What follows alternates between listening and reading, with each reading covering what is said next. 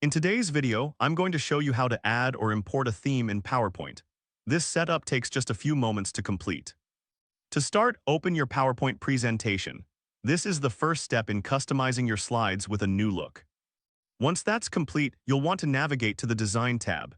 This tab is where all the visual magic happens, allowing you to change the overall appearance of your presentation. Next, browse through the available themes and select the one you want to use.